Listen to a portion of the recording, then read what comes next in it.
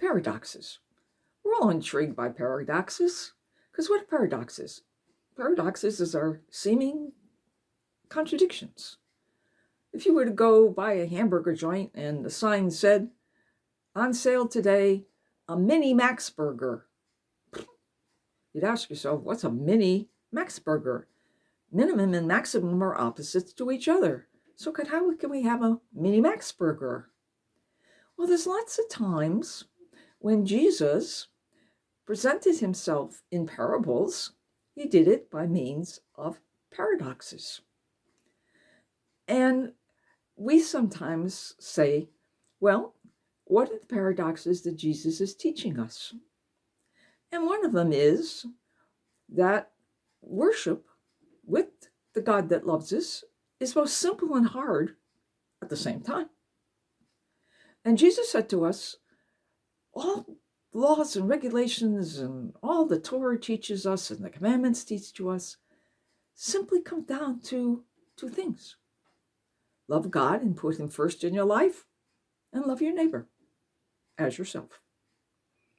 Two simple things, right?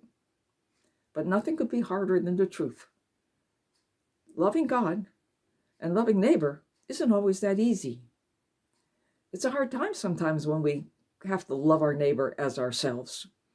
We don't like that guy down the street because he does this, or we don't like that woman because, well, I don't like her hairdo, or I don't like that person because they don't speak the same language or I do. Stupid things. These things keep us from being one with one another. They keep us from being in love with one another.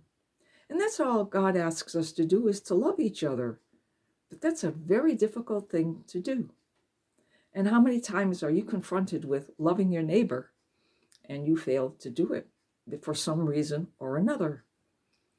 And then putting God first is a very difficult thing because we're so materialistic that we don't take time out of our temporal day to put some time into our spiritual day and to give him the time, the love, the adoration, praise, and gratitude that he deserves. Yes, being simple and being hard at the same time is quite a conundrum. And it's for us to figure out how to balance the two. Yes, we must put God first above all other things, and we must love our neighbor as ourselves.